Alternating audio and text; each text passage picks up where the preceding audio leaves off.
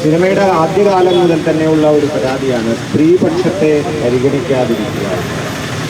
രഞ്ജിത്തുമായിട്ടൊക്കെ എനിക്ക് അടുത്ത ബന്ധമുണ്ട്.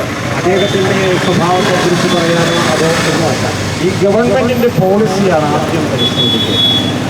ഈ ഗവൺമെൻറ്റിൻ്റെ പ്രത്യേകത എന്താണെന്ന് വെച്ചാൽ CPM നേതൃത്വം കൊടുക്കുന്ന ഈ ഗവൺമെൻറ് പീഡകന്മാരെ സ്ത്രീകളെയും മാനിക്കാത്ത പീഡകന്മാരുടെ ഒരു ഗവൺമെൻറ്റാണ്. ഇതിലെ ഈ മന്ത്രിസഭയിലുള്ള എത്ര പേർക്ക് ക്ലെയിം ചീട്ട് കൊടുക്കാൻ പറ്റും നമ്മളൊന്ന് പരിശോധിക്കേണ്ടതാണ്.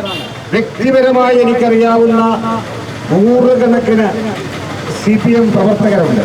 ഓരോരുത്തരെയും വ്യക്തിപരമായി പറയുന്നത് ശരിയല്ലാത്തത് കൊണ്ട് പറയാം. ആ പാർട്ടിയുടെ നയം എന്ന് പറയുന്നത് സ്ത്രീവിരുദ്ധതയാണ്.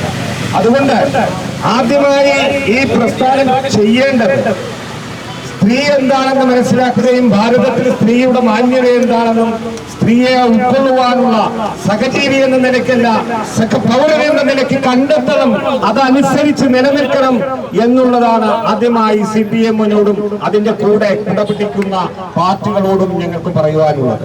വളരെ സുദീർഘമായി പറയുവാനുള്ള സിനിമാ മേഖല എന്ന് പറയുന്നത് ഒരു മധ്യവർഗ വ്യഭിചാര മനഃശാസ്ത്രമാണ് നിലനിൽക്കുന്നത്, പ്രത്യേകിച്ച് മലയാള സിനിമ.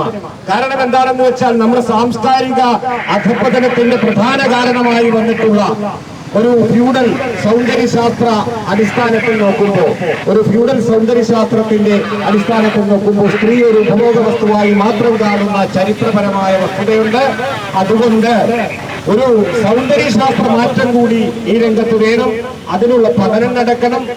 ആത്യന്തികമായി പറയുവാനുള്ളത് സ്ത്രീയെ സഹജീവിയായി തന്റെ കൂട്ടത്തിൽ തന്നെ നിർത്തുവാൻ കഴിയുന്ന തരത്തിൽ ഒരു വ്യക്തിപരമായി എല്ലാ സംരക്ഷണവും കൊടുക്കേണ്ട തരത്തിൽ അവരെ കൂടി കണ്ടെത്തുന്ന തരത്തിൽ ഈ സിനിമാ മേഖല മാറ്റിമറിക്കേണ്ടതുണ്ട്.